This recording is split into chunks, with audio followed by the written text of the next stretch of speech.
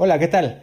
Acabamos de llevar un tema bastante súper pesado, ¿no? Pero que realmente si tú te enfocas en lo que te he indicado vas a poder sacar tranquilamente las preguntas. Estamos hablando del desequilibrio hidroelectrolítico y el ácido base. A continuación vamos a llevar un tema que es más sencillo, que tienes que aprenderte conceptos un poco más no tan complejos como en el anterior tema y que va a ser muy llevadero, ¿no? Estamos hablando del fracaso renal agudo. Insuficiencia renal aguda, lesión renal aguda, fracaso renal agudo son sinónimos, es decir, los vamos a manejar de forma indistinta, ¿no? Por ciertas consideraciones, yo en este tema lo voy a manejar como fracaso renal agudo, pero que no te confunda la terminología lesión, fracaso o insuficiencia, pues es básicamente lo mismo. Entonces empezamos y decimos que el fracaso renal agudo es la pérdida repentina y súbita de la función renal, ¿sí? Que esta pérdida puede producirse tanto en horas o días. ¿Y cuál va a ser su manifestación? No, va a ser la disminución en la capacidad del riñón para eliminar productos tóxicos, los famosos productos azoados. Y al margen de todo esto, pues vamos a tener alteraciones, por ejemplo, hidroelectrolíticas y llegar incluso a una oliguria, ¿no? Entonces recuerda, lo principal de la definición es que tienes que tomar en cuenta que es una pérdida súbita, o sea, repentina, ¿no? Y que dura más o menos horas, días, semanas, ¿no? Más adelante, cuando llevemos enfermedad renal crónica, te voy a dar un concepto que más o menos tiene relación en el tiempo, ¿no? No hay una definición clara en cuanto a la clasificación o definición del tiempo específico del fracaso renal agudo. Sí que se considera que mayor a un mes, un fracaso renal agudo ya pasa a ser subagudo, ¿no? Y evidentemente, como cuando llevemos en el siguiente tema, mayor a 3 meses y hablaremos de una enfermedad renal crónica, ¿no? Pero solamente quiero que te quedes con el concepto de que es súbito, que puede producirse en horas, días y demás, ¿no? Y que evidentemente disminuyen todas las funciones del riñón, sobre todo la de eliminar productos tóxicos o azoados. Pues bien, entonces, una vez que hemos hablado acerca de la definición, pues voy a hablarte de la fisiopatología en general, porque más adelante voy a hacer una clasificación del fracaso renal agudo y cada una de las distintas clasificaciones tendrá una fisiopatología aparte. Pero en esta diapositiva, la que te muestro acá, tienes tú un esquema global de la fisiopatología en general del fracaso renal agudo. Por lo tanto, entonces tenemos primero una fase de iniciación. ¿A qué me refiero con eso, no? En la fase de iniciación, pues hay una disminución del flujo renal al riñón. Y esto es lo que nos va a condicionar la falla prerrenal. Quiero que te quedes con esto porque en el momento de hacer la clasificación vamos a hablar de un fracaso renal prerrenal, posrenal, etc. Entonces, ¿qué es lo que me pasa? En la fase de iniciación disminuye el flujo sanguíneo al riñón. Tenemos una falla prerrenal. Si esta falla prerrenal se mantiene en el tiempo, nos lleva a una isquemia de las células del epitelio tubular proximal, lo que se conoce como necrosis tubular aguda, ¿no? Entonces, en este caso vamos a hablar de un fracaso renal parenquimatoso, pero todavía no te confundas en los términos. Fase de iniciación, disminuye el flujo a mi riñón y si esta disminución se perpetúa en el tiempo, necrosis de mis células tubulares. Posteriormente a esto tenemos la fase más grave, por eso te la encuadro en rojo, que es la fase de extensión. Esta fase de extensión está dada por el aumento de la hipoxia celular, pero ya no solamente de una unidad de nefronas, sino de una gran unidad de nefronas. Es decir, va a haber un continuo proceso inflamatorio, ¿no?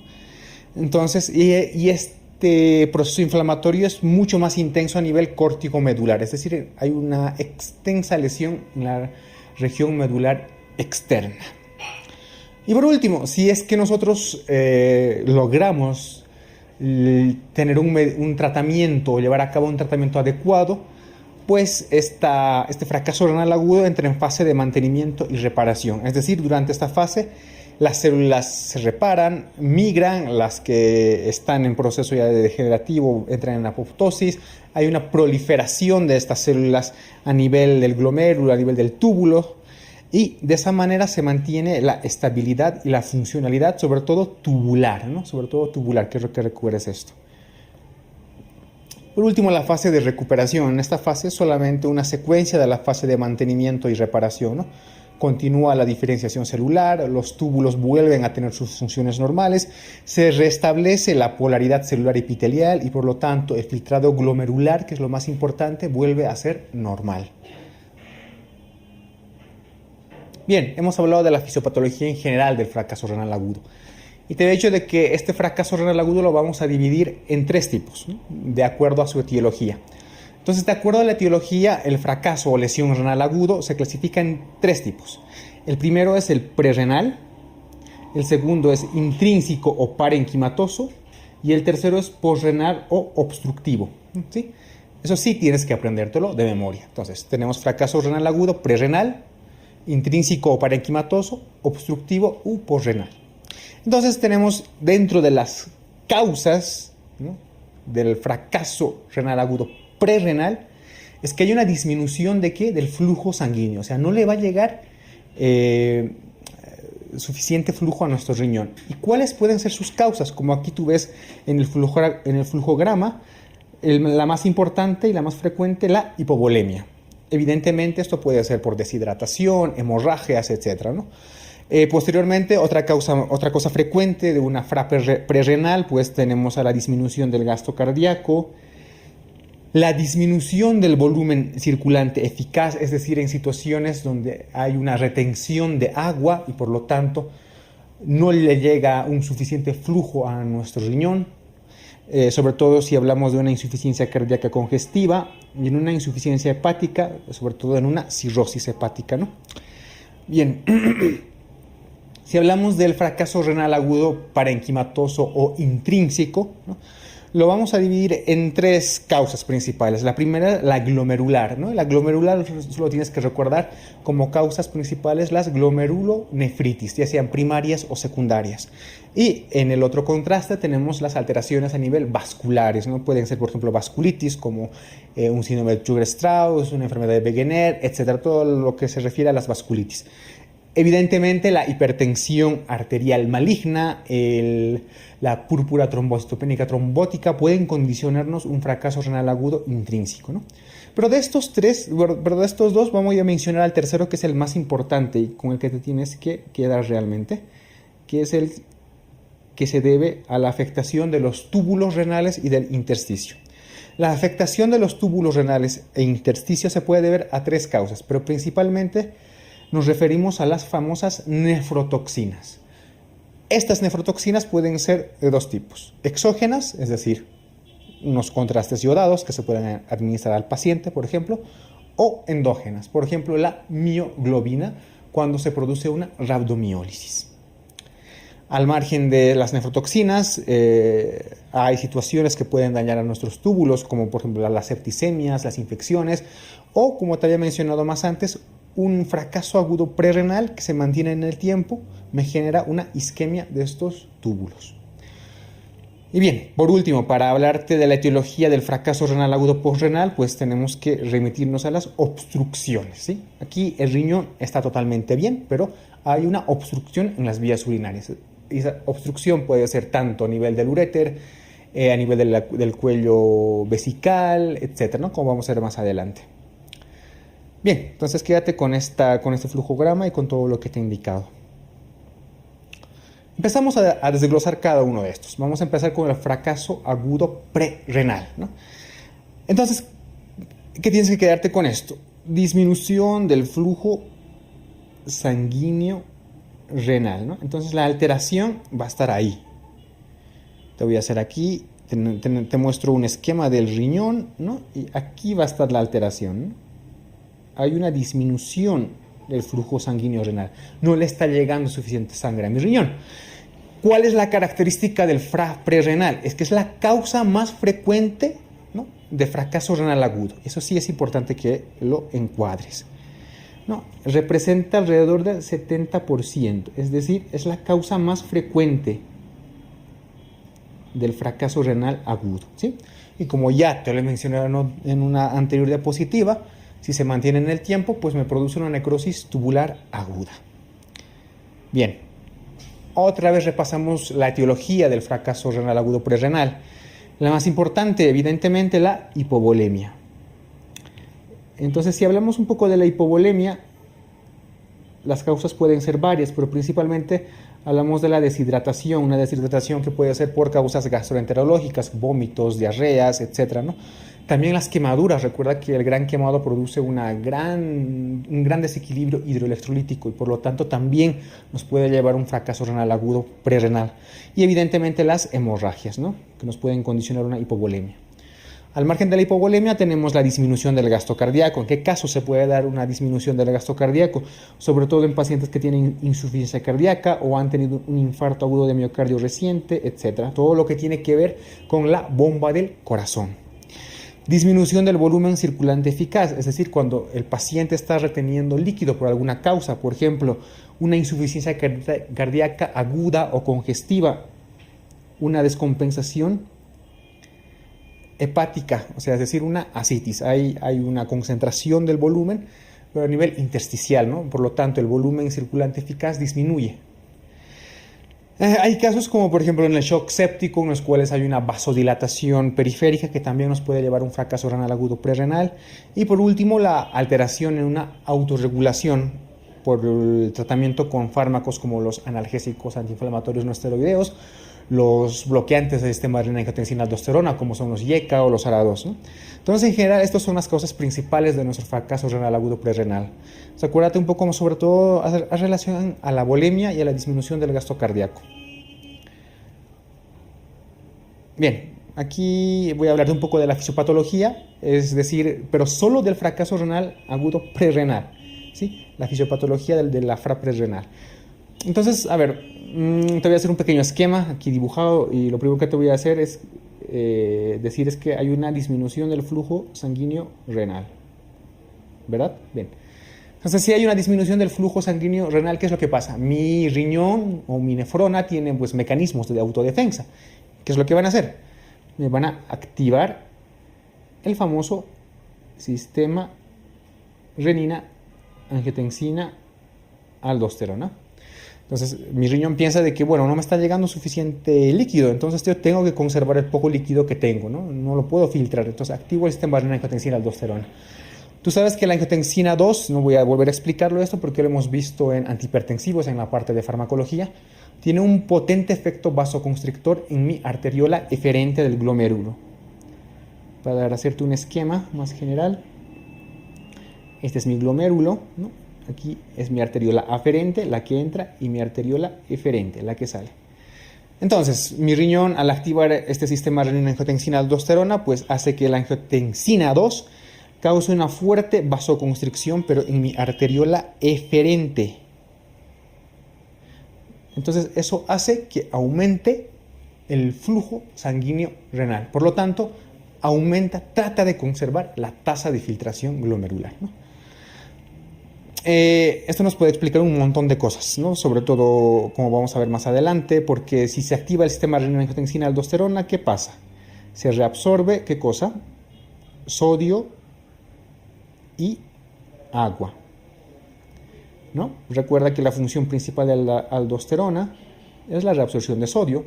Entonces, si se activa mi sistema renina-angiotensina-aldosterona, obviamente aumenta la reabsorción de sodio y de agua.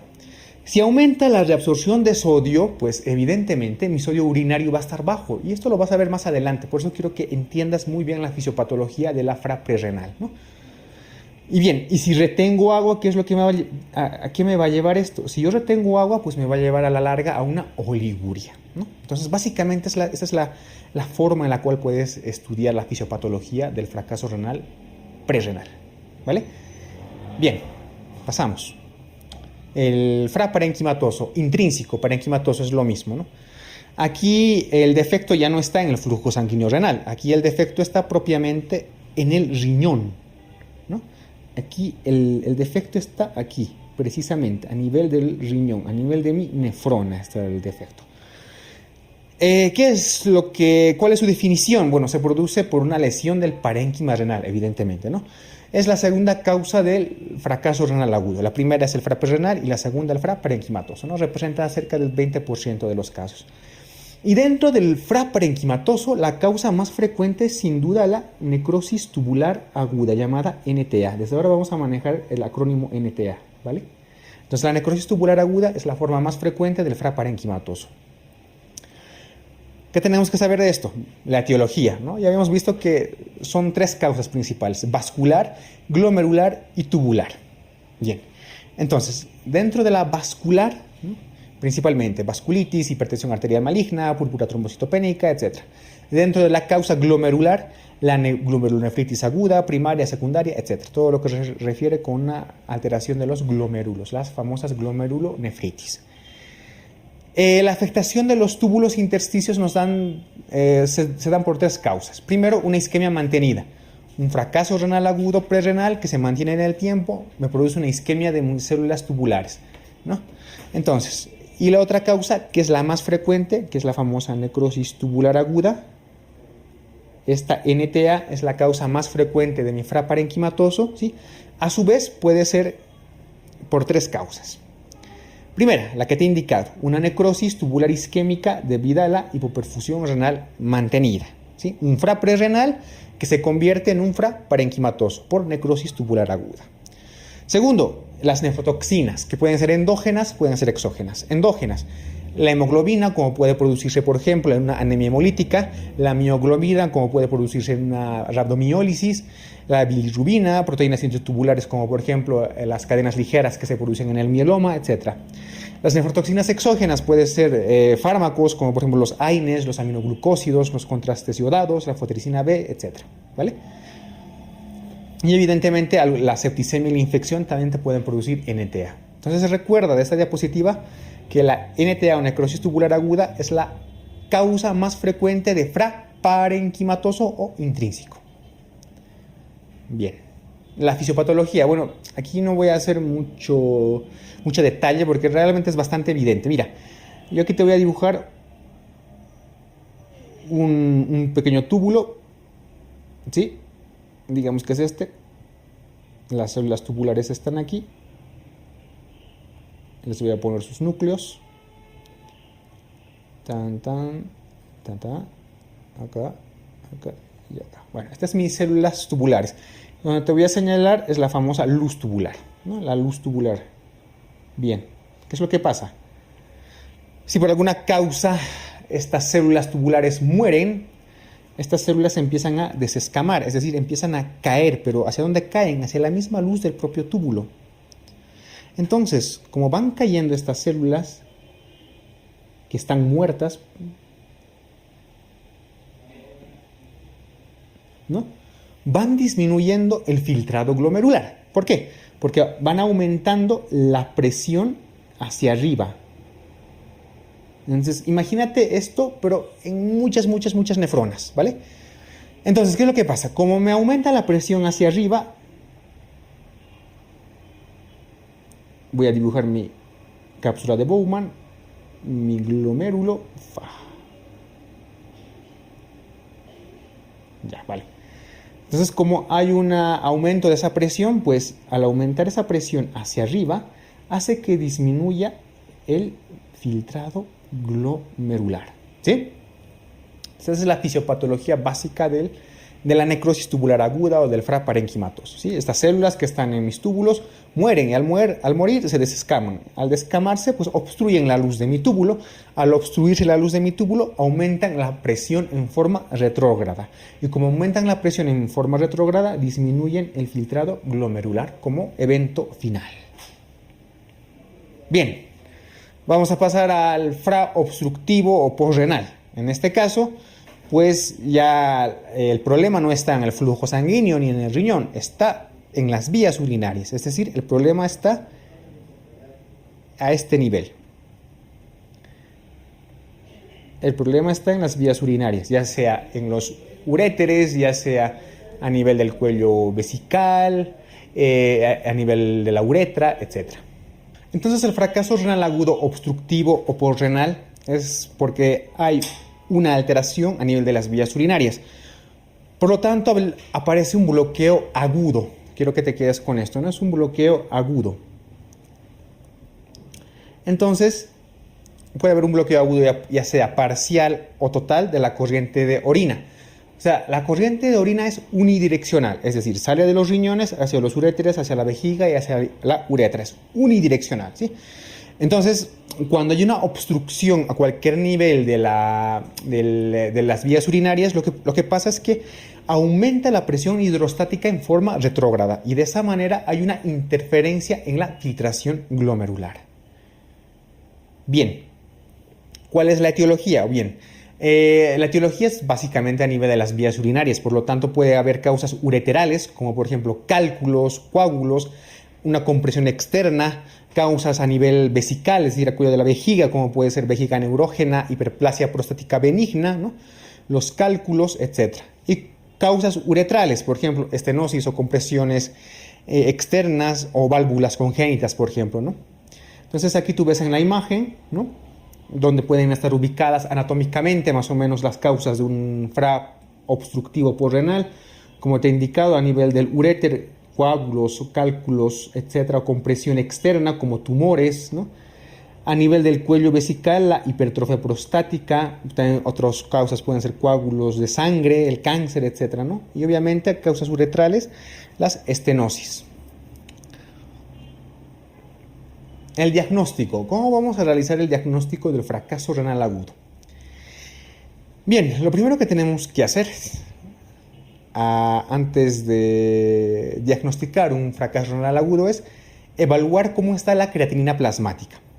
Entonces, las guías CADIGO, que son las que hacen referencia más o menos a la patología nefrológica, que son las guías internacionales que se manejan, pues nos hacen un pequeño cuadro y nos dividen el fracaso renal agudo en tres estadios, ¿no?, de acuerdo al estudio de la creatinina plasmática y al volumen urinario. Entonces, hablamos de un fracaso renal agudo estadio 1, según las guías CADIGO, cuando en la creatinina plasmática hay un incremento entre 1.5 a 1.9 veces el valor basal, ¿sí?, acompañado de un volumen urinario de menor a 0,5 ml por kilogramo hora, que se mantenga entre 6 a 12 horas más o menos.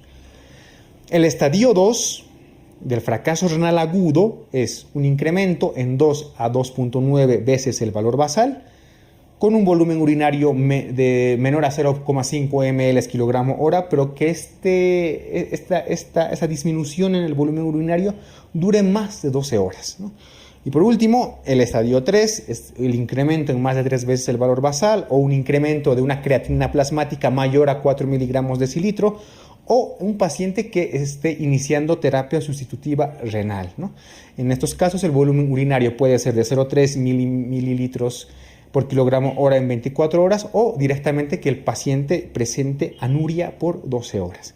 Entonces recuerda, esta pequeña clasificación está en base a las guías CADIGO, que son las guías nefrológicas internacionales. Y lo que tienes que tomar en cuenta es que toma dos parámetros, ¿no?, la creatinina plasmática y el volumen urinario. Es un poco lioso memorizarte todos estos pequeños datos, pero si algo tienes que quedarte de este gráfico de estadios es que las guías CADIGO toman en cuenta la creatinina plasmática y el volumen urinario. ¿Qué más? Pues en un paciente en el cual tenga la sospecha de un fracaso renal agudo, tienes que ver el grado de hidratación, ¿no?, si el paciente está deshidratado o no. Tendrás que medir la presión arterial, si es que el paciente está hipotenso o está en una hipovolemia. Lo primero que tienes que hacer ante el diagnóstico de un fracaso renal agudo es descartar si la causa es obstructiva, ¿no?, es decir, colocar una sonda Foley, ¿no? Tienes que pedir un examen general de orina, habrá que analizar el sedimento urinario, una analítica completa para ver los iones y evidentemente cómo está la creatinina, ¿no? Y posteriormente podrás solicitar una ecografía renal si es que aún tienes dudas entre un FRA obstructivo. Bien, hay otra clasificación del fracaso renal agudo, es que las guías CADIGO, si bien tienen una buena estadificación, pues se ha definido como unas categorías llamadas rifle, ¿no?, que además de la creatinina y el volumen urinario que tomaban las guías CADIGO, toman aparte el filtrado glomerular, ¿vale?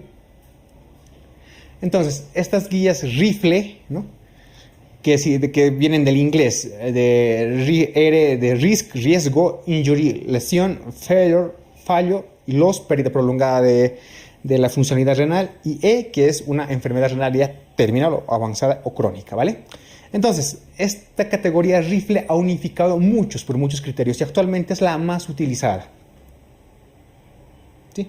Incluso más que los estadios de las guías CADIGO. Estos estadios son de las guías CADIGO, ¿sí?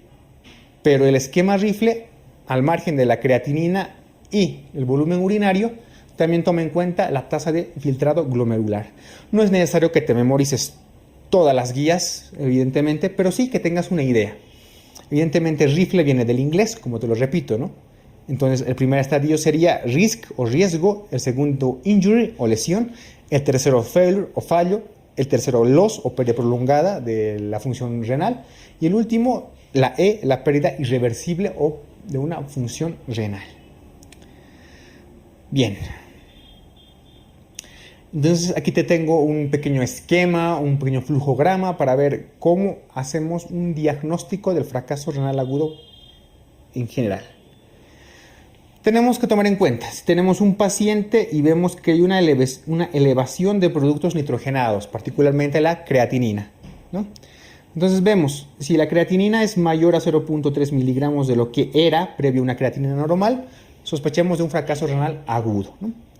Entonces, ¿qué es lo que hacemos? Pedimos una ecografía. Primero, evidentemente, realizamos, ¿no?, la anamnesis, le medimos la presión, descartamos hipovolemia, todo lo que tú quieras, etcétera, ¿no? Le colocamos una sonda Foley, posteriormente realizamos una ecografía. Si en la ecografía la vía está dilatada, ¿sí?, o sea, me refiero a la vía renal, evidentemente, muy probablemente la causa sea un fracaso renal obstructivo. Sin embargo, si mi ecografía es totalmente normal, y eso también quiero que te quede claro, la ecografía en un fracaso renal agudo generalmente es normal, ¿sí? Normal. Incluso puede estar aumentado de tamaño del riñón. Pero en una enfermedad renal crónica, en una ecografía, salvo excepciones, los riñones generalmente son más pequeños, ¿sí? Pequeños. En una enfermedad renal crónica, los riñones son pequeños. En el fracaso renal agudo, los riñones generalmente son normales e incluso un poco más grandes. Pero vamos a lo que estábamos, ¿no? Si en mi ecografía mi vía renal y mis riñones están normales, y tengo que pensar dos cosas. Primero, tengo factores prerrenales. ¿A qué me refiero con factores prerrenales? Si mi paciente está con hipovolemia, si mi paciente tiene hipotensión, si mi paciente tiene fallo de bomba, etc. Si todas esas respuestas son no, pues muy probablemente tengan que buscar datos de enfermedad glomerular, ¿no? Si no hay datos de enfermedad glomerular, busco datos de enfermedad vascular. Y así voy descartando, ¿no? Si no tengo factores prerrenales, muy probablemente la causa sea un FRA parenquimatoso, o sea, una necrosis tubular aguda. Y si la respuesta es sí a las cuestionantes que me he hecho, si hay hipotensión, hay fallo de bomba o lo que sea, si la respuesta es sí, evidentemente estaré frente a un fracaso renal prerrenal, ¿no? Que dicho sea de paso, recuerda, este es el más frecuente de los fracasos renales agudos. Entonces, más o menos este sería el flujograma por el cual podemos enfocar la manera más eficaz para un diagnóstico de un fracaso renal agudo. Recuerda, elevación de productos nitrogenados, descarto obstrucción, hago ecografía, vía dilatada, fracaso renal obstructivo. Mi riñón y vías normales, busco factores prerrenales. Tengo factores prerrenales, evidentemente mi fracaso renal agudo es de causa prerrenal. No tengo factores prerrenales, pues busco datos de enfermedad glomerular, datos de enfermedad vascular, etc., ¿no? Porque muy probablemente la causa sea una necrosis tubular aguda. Bien, una vez que he hecho el diagnóstico ya tengo el diagnóstico, tengo el paciente diagnosticado de fracaso renal agudo, ¿no? Muy al margen de la ecografía y demás, pues hay ciertos parámetros que me pueden ayudar a hacer la diferencia entre un fracaso renal prerrenal y un parenquimatoso. Para hacer la diferencia con un obstructivo, sí o sí, tengo que hacer una ecografía, ¿no?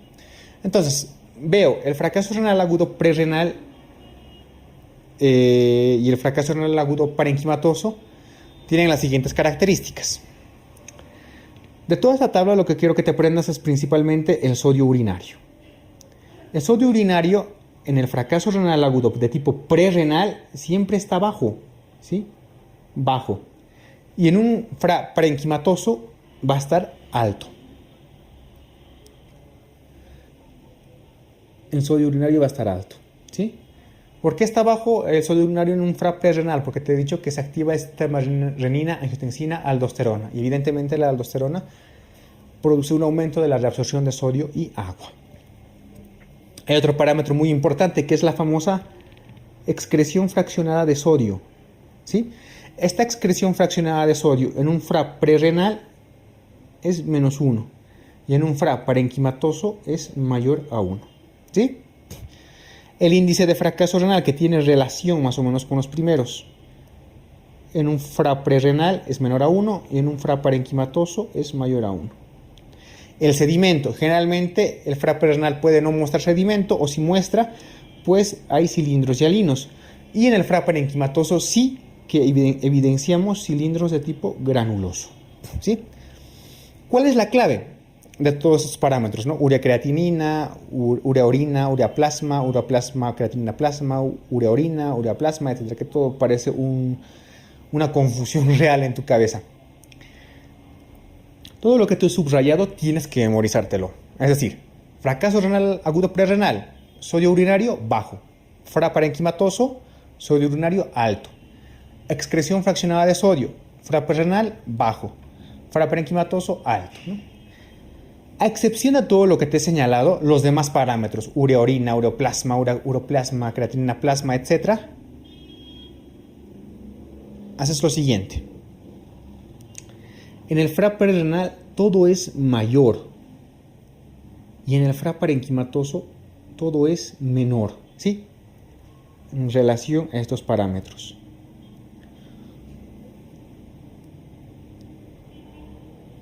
Sí, todo lo que se refiere a urea-orina, urea-plasma, el cociente urea-creatinina, todo lo que se refiere a eso, acuérdate, en el prerrenal es mayor. Todo lo que se refiere a urea-creatinina en el prerrenal es mayor. Y todo lo que se refiere a urea-creatinina en el parenquimatoso es menor. ¿Qué pasa con el sodio? Es la excepción. El sodio, excreción fraccionada de sodio, índice de fracaso renal, en el prerrenal es menor y en el parenquimatoso es mayor. Sé que en este momento te estás liando la cabeza, pero si tú te pones a pensar, ¿no? Lo hemos resumido de una manera muy simplificada. Todo lo que tiene relación urea-creatinina y demás, prerrenal mayor, parenquimatoso menor. Todo lo que tiene que ver con el sodio, prerrenal menor, parenquimatoso mayor, ¿vale? Bien. ¿Cómo vamos a hacer el tratamiento? El tratamiento del fracaso renal agudo, pues tiene que ser primero un tratamiento general, ¿no? Evidentemente, trataremos de evitar las complicaciones, ¿no? Que son debidas a la disminución del filtrado glomerular, que es lo que más nos interesa. Lo que más nos interesa es restablecer el funcionamiento de nuestro riñón, ¿no? Entrar en una fase de recuperación de las células tubulares, ¿no? Por lo tanto, habrá un tratamiento general y tratamientos específicos. Dentro de los tratamientos específicos, pues vamos a hablar, por ejemplo, en el fracaso agudo prerrenal, donde hay una disminución del flujo sanguíneo renal, ¿no? En los casos de hipovolemia tendremos que expandir la volemia con soluciones cristaloides, ¿sí? Para mantener un adecuado volumen intravascular. Y si se mantiene un adecuado volumen intravascular, evidentemente mejora el flujo sanguíneo, el filtrado glomerular, y mejora el gasto urinario.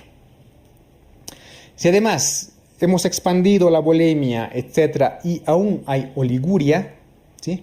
El filtrado glomerular no mejora, pues tendremos que añadir diuréticos, de preferencia furosemida. Entonces, generalmente en el fracaso renal agudo prerrenal, lo primero que tengo que hacer es expandir mi volemia, ¿no? Si persiste la oliguria, administro diuréticos. Ojo, en el caso de que haya una disminución del volumen circular eficaz, ya sea por una ascitis, por una insuficiencia cardíaca, no puedo sobrecargar a mi paciente con más volumen. Por lo tanto, tú no puedes administrar soluciones. En este caso, solo en este caso de un FRAP renal por disminución del volumen circulante eficaz, como en una insuficiencia cardíaca congestiva o una cirrosis hepática, administrarás directamente diuréticos, ¿sí? Bien, el tratamiento de la fraparenquimatosa pues está enfocado a la causa que lo está produciendo. Si es una glomerulonefritis, pues trataré la glomerulonefritis, ya sea con corticoides, inmunosupresores, etc., ¿no? En el caso de una necrosis tubular aguda oligúrica, ¿no?, donde no estoy filtrando bien el riñón, pues administraré diuréticos, de preferencia la furosemida, ¿no? Y en el tratamiento de un FRA posrenal, pues evidentemente lo primero que tengo que hacer es resolver la obstrucción. Resuelvo la obstrucción como colocando una sonda Foley en primera instancia. Si pese a eso en una FRA obstructiva no mejora, ¿no?, entonces tengo que sospechar que la causa es supravesical. Entonces el tratamiento será etiológico, ¿no? Por ejemplo, algún cáncer, hipertrofia prostática benigna, etc., ¿no?